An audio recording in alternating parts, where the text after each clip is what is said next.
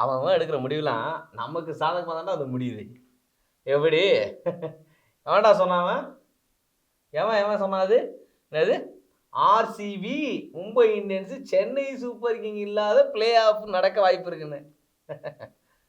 RCB Mumbai Indians வேணா இல்லாம இருக்கலாம், ஆனா சென்னை சூப்பர் கிங் வர்றதுக்கு மத்த டீம்லாம் ஹெல்ப் பண்ணிட்டு இருக்குடா.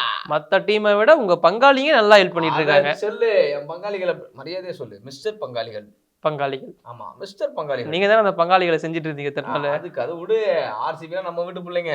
அது எப்படி நான் இத்தனை நாள் மும்பை தோக்கணும் ஆர்சிபி தோக்கணுங்கிற மாதிரி பேசிட்டு இருந்தாங்க. இப்போ எல்லா சிஎஸ்கே சப்போர்ட்டர்ஸும் ஒன்னு சேர்ந்து மும்பை ஜெயிக்கணும்னு வேண்டுறீங்க. Very simple. இவ்வளவு நாள் ஆர்சிபி நம்ம டீமோட கேமராமேனா இருந்தான், அவனை பார்த்தாலே எனக்கு பிடிக்காது. இன்னைக்கு பிரியாணி வாங்கி கொடுத்தா, அதனால அவனை ஃப்ரெண்டா எடுத்துக்கிட்டால அந்த மாதிரி தான். அண்ணனுடைய பிரியாணிக்கே ஏன் நாக்கு அடிமை. என்ன உங்களை மட்டும் தனியா கொண்டு போய் பிரியாணி வாங்கி கொடுத்துருக்கான்? அவன் லிட்டரலி நாளைக்கு உனக்கு வாங்கி கொடுப்பான். ஏன்னா பசங்களை மட்டும் தான் தனியா எடுத்து போய் பிரியாணி வாங்கி கொடுப்பான். மற்ற பொண்ணுங்கெல்லாம் கூட விடமா எடுத்து போய் வாங்கி கொடுத்துருவான். அவன் வீட்டு சம்பளத்தை யாருக்கும் வீட்டுல தருது இல்லையா.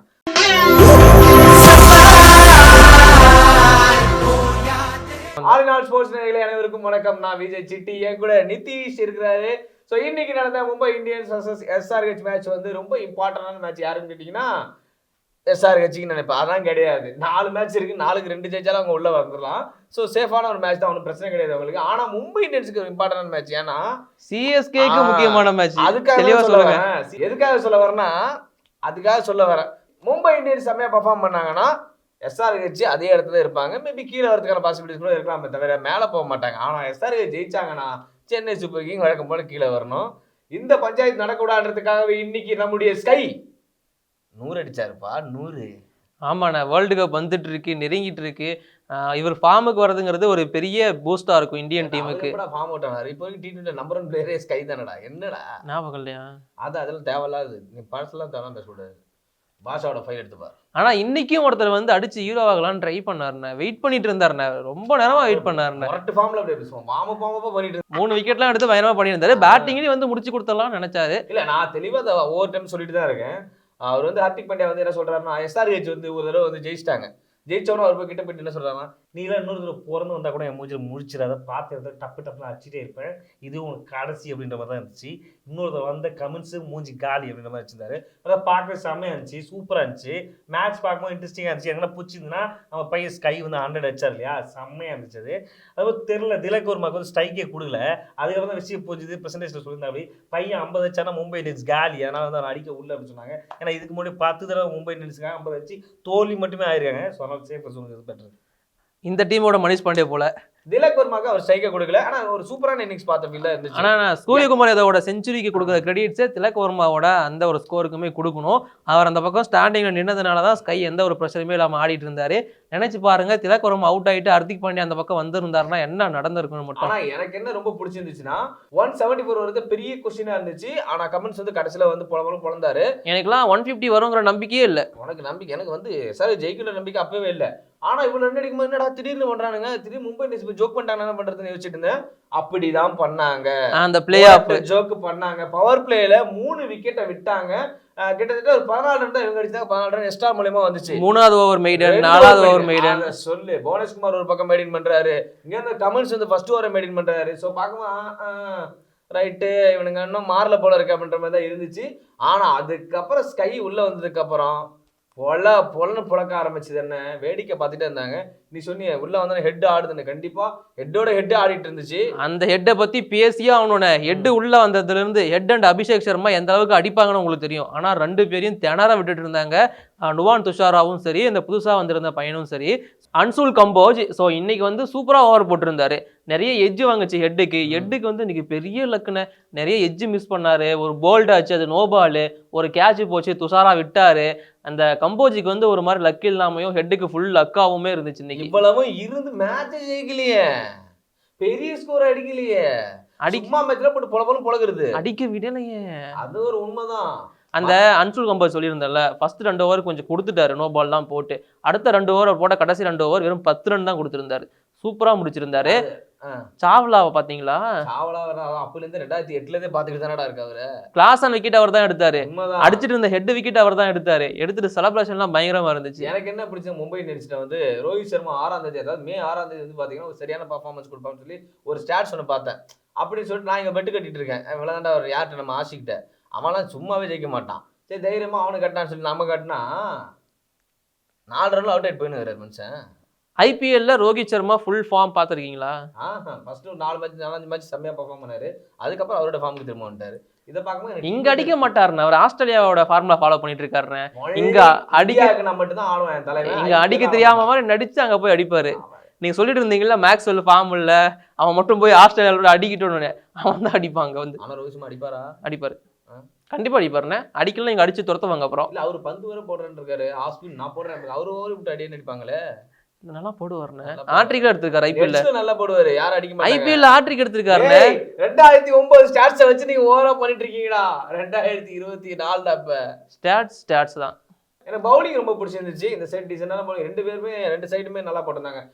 புவனேஸ்வர் குமார் செம்மையா பவுலிங் போட்டிருந்தாரு. என்னடா அந்த மனுஷன், அவர்லாம் நீங்க ஸ்கவுண்டுக்குள்ள எடுக்கலப்போ நான் ஸ்கவுட் எடுக்கிறீங்க அந்த மாதிரி இருந்துச்சு. நட்ராஜன் அதுக்கப்புறம் வந்து ஓகே, அவர் ஆவரேஜா இன்னைக்கு போட்டார். பெருசா அவர் இன்னைக்கு கிளிக் ஆகல.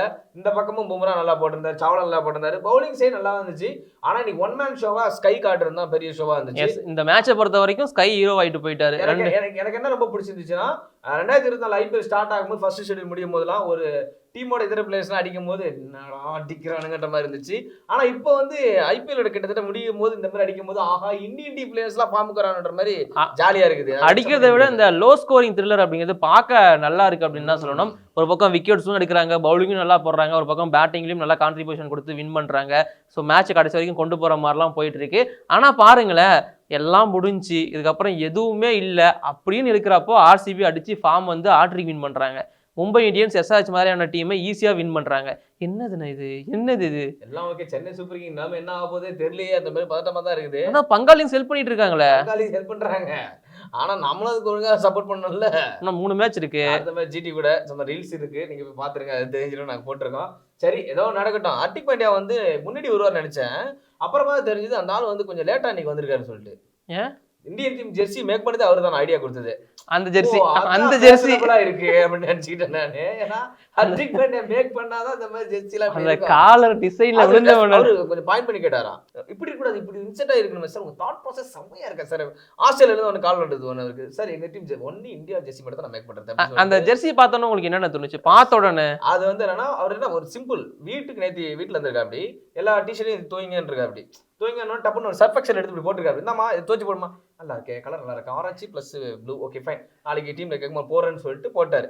அப்புறம் இந்த மழை காலத்துல சொட்டர்லாம் போட்டிருப்பாங்கல்ல, பனி காலத்துல அந்த மாதிரி, உடனே அதோட இது எனக்கு வேணும்னு சொல்லிட்டு கேட்டு வச்சிருக்காரு. ரோஹித் சர்மா முடிக்கிறாரு, யார் ஜெர்சி எடுத்து எனக்கு கொடுத்துருக்கீங்க, இந்த வீடியோ கேம்ல விளையாடுவீங்கல்ல கிரிக்கெட் கேம், அதுல பார்த்த ஜெர்சி மாதிரி இருக்கு, என்னடா. ஆனா அந்த ஒரிஜினல் ஜெர்சியை விட அவங்க பிராக்டிஸ்க்கு ஒரு ஜெர்சி போடுறாங்கல்ல அந்த ஹூடி, அது நல்லா இருக்குன்னு.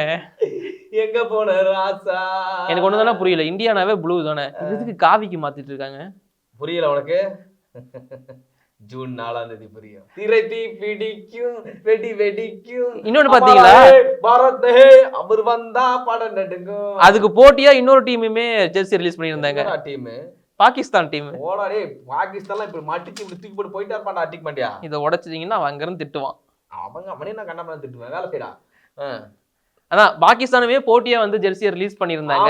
ஆனா யாரத்த கண்டுப்பாங்க, நம்ம ஃபேஷனபிளான ஒரு ஜெர்சி கொடுத்துருக்காருல, அதனால வந்து அவங்க ஜெர்சி எல்லாம் பெருசா சேஞ்ச் பண்ண மாட்டாங்க, பச்சை கலர்ல இருக்கும், அங்கங்க பேட்டர்ன் இருக்கும், அவ்வளவுதான். இந்தியன் ஜெர்சி வந்து ஐடியா கொடுத்து எல்லாமே இந்த ஆத்தர்ட் பைன்னு போடுவாங்கல்ல புக் எழுதும் போது, அப்புறம் இவன் ஃபெய்த்ஃபுல்லின்னு சொல்லி நம்மளாம் போடுவோம்ல, அந்த மாதிரி ஹர்திக் பாண்டியா போட்டு டிசைனர் பை பிளானிங் பைன்னு சொல்லிட்டு ஹர்திக் பாண்டியா. நிஜமா ஹர்திக் பாண்டியா தானே? டேய் என்னடா நீ இப்ப காலரை நீங்க பாத்தீங்களா? இப்ப இந்த காலர் எங்கேயாவது இருக்குமா? இங்க உள்ள வச்சு ஏதாவது காலர் இருக்குமா? நீ சொல்லு. மொதல் விஷயம். இன்னொன்னு, ஆரஞ்சு கலர் எவ்வளவு இங்க வைப்பானா? கலர் காம்பினேஷன் பாரு, இந்த மாதிரி இருக்குமா? ஃபேஷனபிளா இருக்குமா?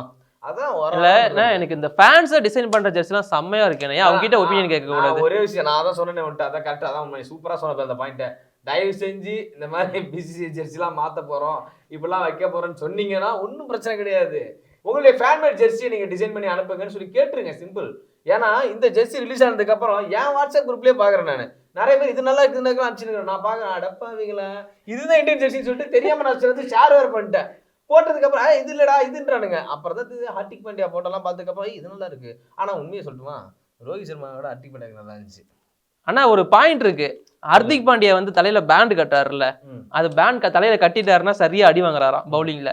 அதை கட்டலாம் விக்கெட் எடுக்கிறாரு. கடைசி 3 போட்டி வந்து 2 விக்கெட் 3 விக்கெட் எடுத்திருக்கு. சாமி சின்ன கவுண்டர் படத்துல "ஏய், நான் துண்டை கட்டி போட்டேன்னா உன்னை பொழக்க போறேன்னு அர்த்தம், அதே துண்டை இப்படி போட்டேன்னா பஞ்சாயத்துக்கு தீர்ப்பு சொல்ல போறேன்னு அர்த்தம், இந்த துண்டை இப்படி வச்சேன்னா துவைக்க போறேன்னு அர்த்தம்." அந்த மாதிரியா ஹர்திக் பாண்டியா? இந்த துண்டை இப்படி எடுத்தனா போட்டோ ஷூட் போறேன்னு அர்த்தம், இந்த துண்டை இப்படி கட்டினா ரன்னு கொடுக்க போறேன்னு அர்த்தம், அதே இந்த துண்டை இப்படி கழுத்துல போட்டா ரோஹித் சர்மாக்கு ட்ரபிள் கொடுக்க போறேன்னு அர்த்தம், அதே இந்த துண்டத்துக்கு காதுல வச்சனா ஃபேன்ஸ் எல்லாம் என்னை திட்டிட்டு இருக்காங்கன்னு அர்த்தம் அப்படின்ற மாதிரி சொல்றியாடா? இது நல்லா இருக்குண்ணே. நீ போட்டு போயிடுவ, நான் சொல்லிட்டு போயிடுறேன், என்ன பொழக்கிறதுக்கு எல்லாம் சரி, வந்து மும்பை இந்தியன்ஸ் ஜெயிக்க ஆரம்பிச்சிட்டாங்களே, பிளே ஆஃப் அது இல்லையாப்பா? நான் என்ன பண்றது தெரியாது, அதை உனக்கு ஆரம்பத்தை கையில் வச்சிருக்கேன். ஏதோ சும்மா பண்ணிட்டு இருக்கீங்க. அதேதான் அவனுங்களும் சும்மா ஏதாவது பண்ணிட்டு இருக்கானுவோ. ஜெயிக்க வேண்டிய டைம்ல ஜெயிக்கலாம்னா இப்படிக்கு யுவர் ஃபெய்த்ஃபுல்லி ஹர்திக் பாண்டியா. நிதிஷ்குமார்.